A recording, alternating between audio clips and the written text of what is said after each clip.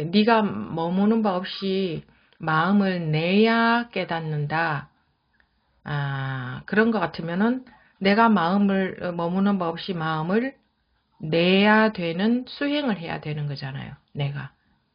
근데 내가 머무는 바 없이 마음을 내는 수행을 하는 건 불가능하거든요.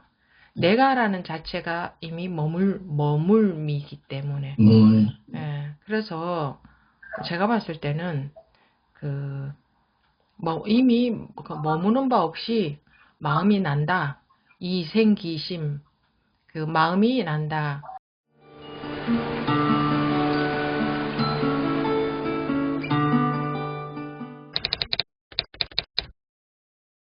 금강경의 응무소주 이생기심에 대해서 옛날부터 되게 이해가 안 돼가지고 어떻게 이 말을 듣고 해능대사가 깨달았을까.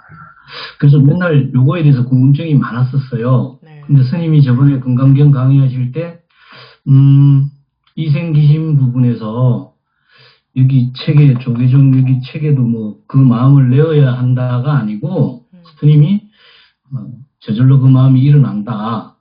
그 마음이 나온다. 이렇게 해서 이생기심은 이제 그 스님 말씀 듣고 저런 녀석은 처음 보는데 정말 신기하다. 이런 느낌을 받았어요. 그래서 다른 책에서는 다 뭐 그 마음을 내어야 한다고 하니까 그러다가 그 마음이 저절로 일어난다.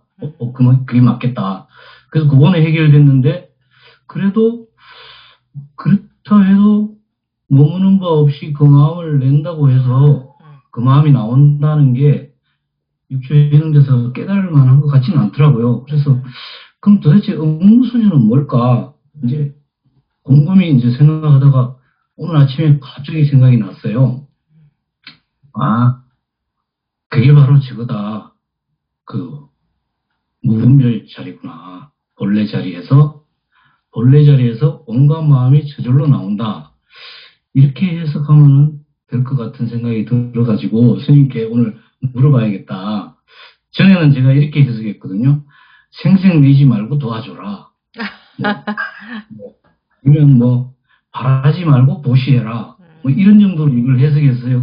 그러니까 그거 갖고 해능대사가 본성을 깨달을 만한 것 같지가 않더라고. 아무리 봐도 범소세상 계시음악 이런 것 정도면 몰라도.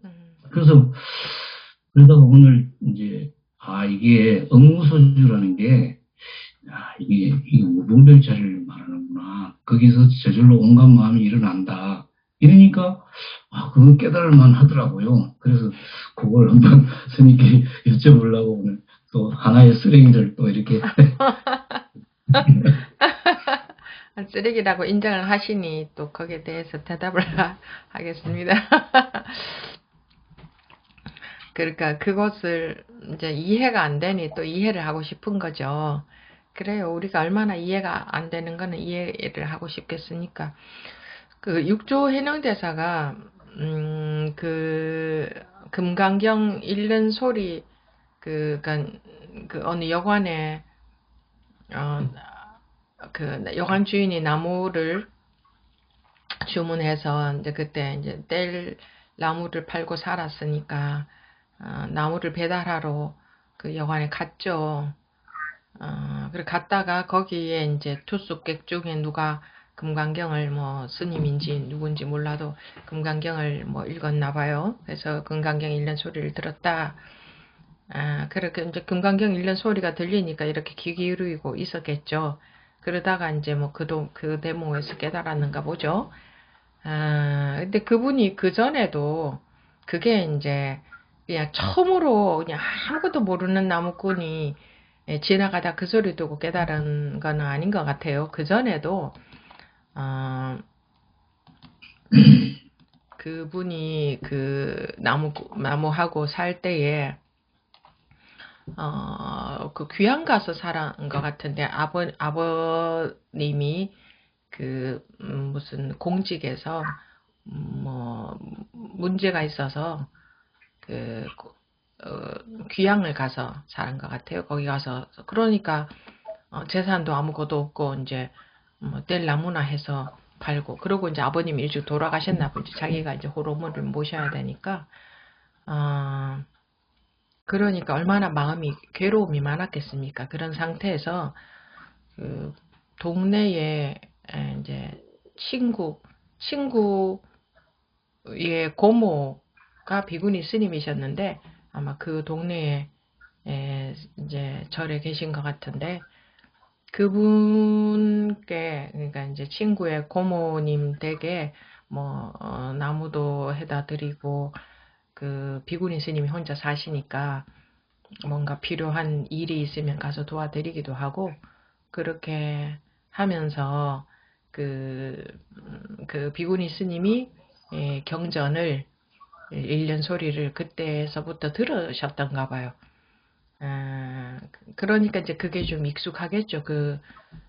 그러던 차에 또 그 여관에서 금강경 읽는 소리를 또 나니까 경청전 읽는 소리가 나니까 또 이제 관심이 가서 이렇게 들었겠죠. 그러다가 이제 그 대목에서 깨달았는가 봅디다. 근데 그거는 뭐 그런 것 같고 스토리는 근데 그 응무소주 이생기심이 머무는 바 없이 마음을 내라라고 그 문법적으로 봤을 때 한문 문법에서 봤을 때 내라라고 하는 게 맞는지 머무는 바 없이 마음이 난다라고 하는 게 맞는지는 제가 정확하게는 모르겠습니다만 만약에 내라라고 했다면은 그게 그렇게 해석하는 게 맞다면 저는 그렇게 그 자체가 그렇게 말을 한 자체가 틀린 거고 아니면은 그렇게 해석을 해도 맞는 거고 한문이라는 게 한 가지로만 해석이 되는 게 아니잖아요. 그래서 그렇게 해석을 해도 맞는 거고 그런데 경전이나 어록 같은 거는 그 경전이나 어록의 말씀들은 그 중생을 깨닫게 하기 위한 방편으로 쓰여지는 말씀들이죠. 그래서 그 진리가 쓰여져 그러니까 그 사실이 쓰여져 있지. 그러니까 네가 머무는 바 없이 마음을 내야 깨닫는다. 그런 것 같으면은 내가 머무는 바 없이 마음을 내야 되는 수행을 해야 되는 거잖아요. 내가. 근데 내가 머무는 바 없이 마음을 내는 수행을 하는 건 불가능하거든요. 내가라는 자체가 이미 머물미기 때문에. 그래서 제가 봤을 때는 이미 머무는 바 없이 마음이 난다. 이생기심, 그 마음이 난다. 생기심, 머무는 바, 무소주, 응당 없이, 무소주, 응당 머무는 바 없이 마음이 난다. 이렇게 해석해도 문법적으로 맞지 않나. 뭐 틀렸어도 할 수 없습니다만은 틀렸어도 괜찮습니다. 이제 제가 틀렸어도 저는 그렇게 말씀을 드리고 싶습니다. 머무는 바 없이 마음이 난다.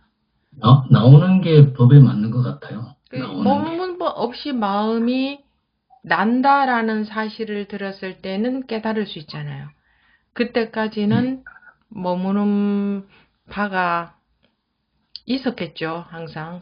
그러다가 머무는 바 없이 마음이 난다라는 게 사람을 깨닫게 하는 데에는 그래서 이제 저는 그렇게 말씀을 드리고 싶다는 겁니다. 그게 사람을 깨닫게 하는데 쉽지 않나. 머무는 바 없이 마음이 난다라는 말을 들었을 때에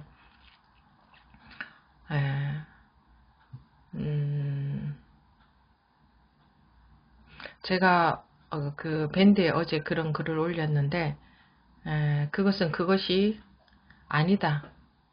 그냥 그럴 뿐이다. 그런 내용을 올렸는데 왜 그런 말을 자꾸 하느냐 하면 그것이 그것인 줄만 알고 거기에 집착해서 못 나오기 때문에 계속 그것은 그것이 아니다라는 약으로 이제 끄집어내는 거죠. 그것이 아니다. 그러니까 우리가 뭐 슬프다 그러면 슬픔에 자동적으로 빠지죠. 근데 슬픔은 슬픔이 아니다. 집착은 집착이 아니다 했을 때 이제 하게 되죠. 그 집착을 버려라 하면은 계속 집착이 되잖아요. 내가 집착을 버리려고 하는 집착에서 못 벗어난단 말이에요. 근데 집착이 아니다. 괴로움이 괴로움이 아니다 하면 순간 딱 멈춰지거든요. 그러고 보면 정말 집착이 아니다는 게 그럴 때 탁 와닿을 수가 있거든요. 그래서 그런 약으로 쓴 거지. 글은 말이든 글이든 했다고 하면 어느 한쪽이 치우칠 수밖에 없잖아요. 말이라는 게 그 분별해서 나온 말이니까 뭐 어떻다고 하든 간에 이제 그런 이제 약으로 쓰는 거죠. 근데 약견, 재상, 비상, 뭐 즉견, 열애 뭐 이런 거를 예를 들어도 약견, 재상이 모든 상이 아님을 본다면, 경험한다면 열애를 그럼 약견, 재상, 비상, 즉견, 열애 상이 아닌 줄 본다면 열애를 볼 것이다. 이렇게 얘기하던데 저는 열애를 볼 것이다. 그러면 상인 줄 아닌 줄 보려고 노력을 해야 되잖아요. 또는 상이 아닌 줄 봐야 되는구나. 근데 나는 그렇게 못 보고 있으니까 아직 안 되겠구나. 이렇게 그친단 말입니다. 사람들 마음이. 근데 약견, 재상, 비상 만약에 상이 아님을 본다면 직견, 열애를 그게 바로 그러니까 열애를 보게 되는 게 아니라 열애를 그게 본 것이다. 열애를 보는 것이다. 상이 아닌 줄 보는 것이 그게 바로 열애를 보는 것이다. 그렇죠. 열애를 보는 거예요. 상이 아님을 경험했다면 그게 경험적으로 본다면 그게 열애를 본 것이다. 그게 바로 열애다 이 말이잖아요. 그게. 그러니까 상이 아닌 것이 바로 열애구나. 그러니까 우리가 열애라고 하면 또 뭔가 막연하게 딱 그림이 그려지는데 잘 모르는 사람들도 뭔가 그림이 그려지잖아요. 그런데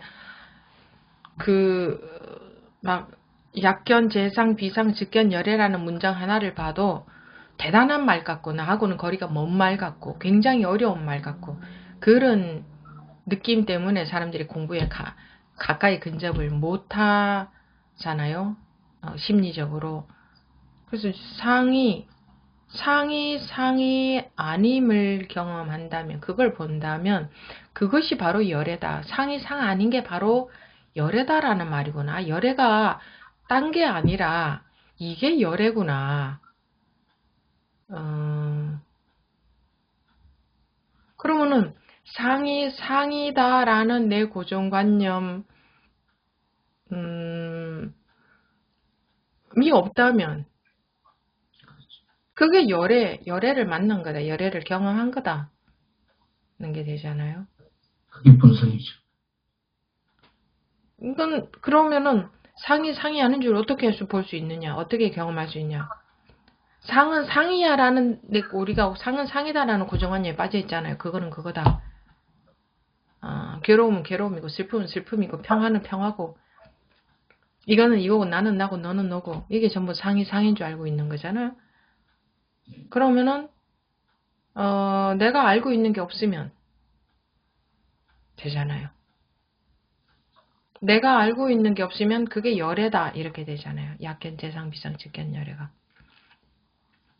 내가 알고 있는 것 때문에 열애가 못 되는 거예요. 열애가 못 되는 거. 그래서 아는 거 다 틀렸다. 쓰레기다. 버려라. 틀렸다. 모조리 다 틀렸다. 계속 그 얘기를 하는 거예요. 그 약이에요. 그냥 낫게 하는 약. 아는 것 때문에 열애가 못 되는 거예요. 아는 것 때문에 열애가 못 되죠. 아는 것 때문에. 뭐 자기가 아는 것 자기가 아는 게 맞는 것 같죠.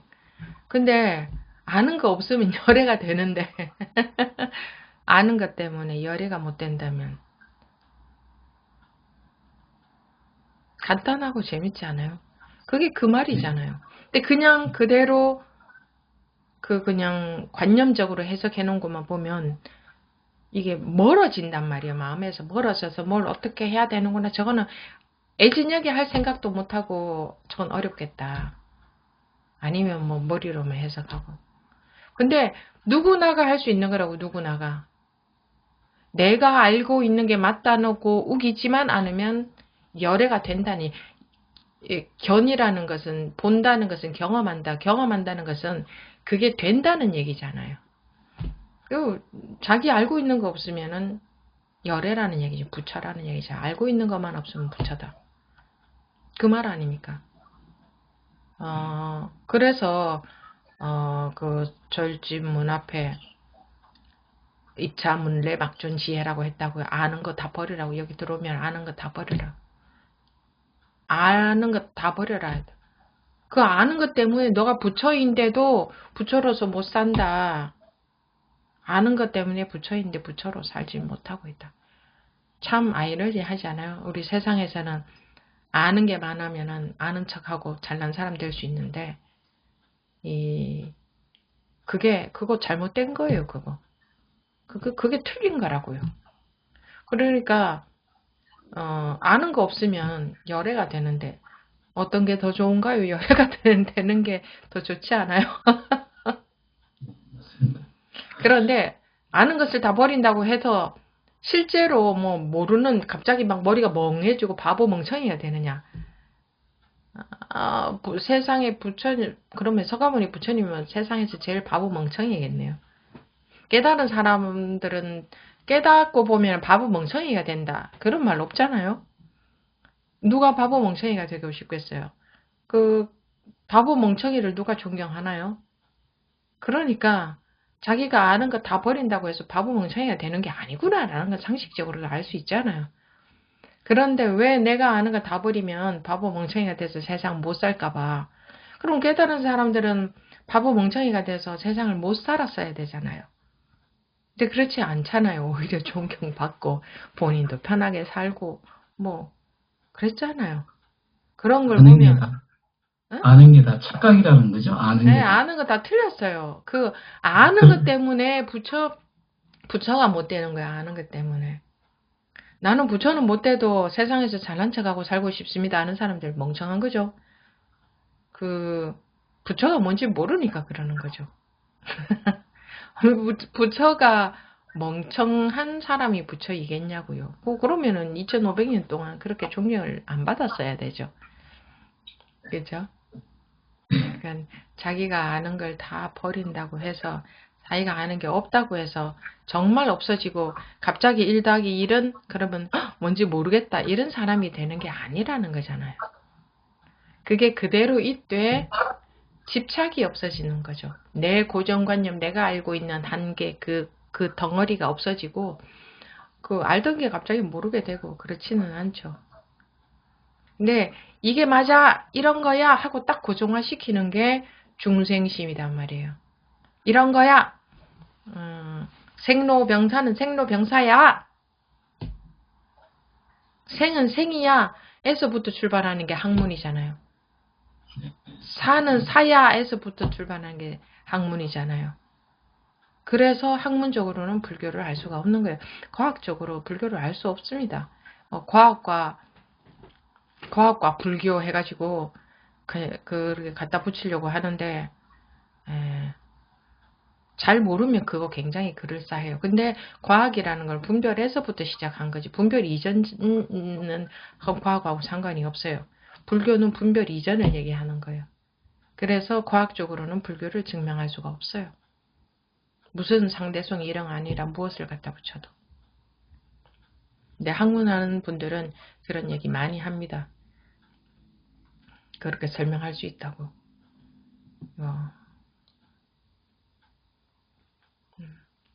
뭐 얘기하다 보니까 응무소주 이생기심. 예. 예. 그래서 이제 이생기심은 스님 말씀처럼 마음이 나온다가 맞는 것 같고요.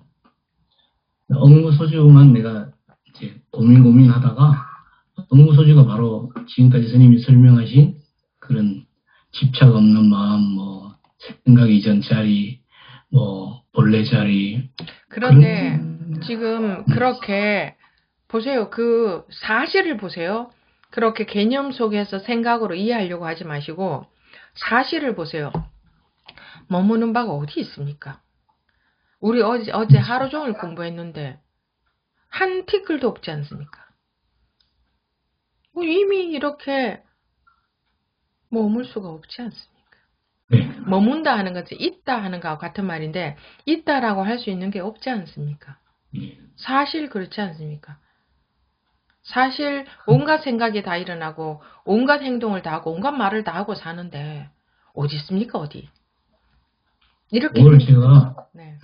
잘 이해를 못했어요. 응무소주라는 게 무슨 뜻인지를 몰라가지고 막 오리무중에 빠진 거였어요. 근데 지금은 이제 알겠어요. 뭐 마음에 집착 없이 보시하라. 그것도 뭐 거기에 하나에 들어가겠지만 그 그건 마음에 이제 유의법 세계 이야기죠. 뭐 제가 그동안 알았던 거는 뭐 네. 생색 내지 말고 뭐 네. 도와줘라 이런 거. 네. 근데 생색이 안 내는 생색이 또 있습니다. 그래서 나는 그래 한 바 없는 마음으로 하고 있어 라는 게 또 있거든요. 그래서 그 원상 회복을 못하면 뭐 겉으로 생색을 내나 속으로 생색을 내나 생색 안 낸 척 하나 똑같습니다. 그 마음에는 겉으로 아상이 있으나 속으로 아상이 있으나 똑같아요. 겉으로 드러나는 아상은 표시라도 나니까 고치기가 차라리 덜 어려울 수도 있어요. 겉으로 드러나지 않는 아상은 그거 없애기는 더 어려울 수도 있어요. 표시가 별로 안 나니까.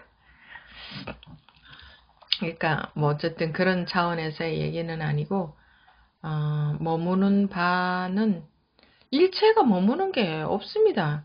흔적도 없어요. 어제 하루 종일 돌아다녔어도 돌아다닌 흔적도 없고 어제 하루 종일 생각을 했어도 생각한 흔적도 없고 수십 년간 살아오셨겠지만 흔적도 없잖아요.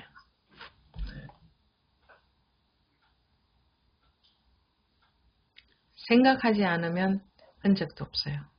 분별하지 않으면 여기 이렇게 이런 흔적이 있지 않습니까? 그것도 분별심이죠.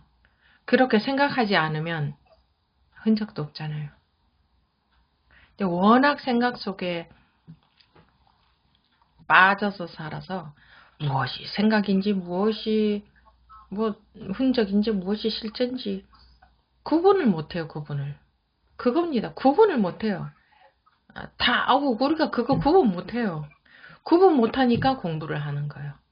이게 구분이 되면 집착이라는 거는 당연히 없어집니다. 근데 구분이 안 되니까 집착이 되는 거죠. 그리고 한 가지만 더 여쭤보겠습니다. 네. 그 반야신경에 보면 보살은 반야바라밀대에 의지해서 안욕따라 삼막삼보리를 얻었다 이렇게 나오는데 네. 여기서 반야바라밀다에 의지한다는 게 바로 이게 반야바라밀다가 나 자리죠. 나. 그거를 의지해서 뭐 반야바라밀다가 그냥 이거죠. 이거 그냥 그 뭐 공? 그 뭐 깨달음? 본래 자리? 생각 이전 자리? 본래 면목? 자기? 불성? 그런 것 같아가지고 또 내가 괜히 착각하고 있나 싶어서 한번 여쭤보는 거예요. 그 스님 말씀을 그렇게 이해는 했는데 혹시 또 내가 잘못 알고 있나 싶어서 이제 여쭤보는 겁니다. 네. 그 반야바라밀다라는 것도 여기에 갖다 붙인 이름이죠. 우리가 갖다 붙인 이름. 네네. 그렇죠. 네. 네, 고맙습니다.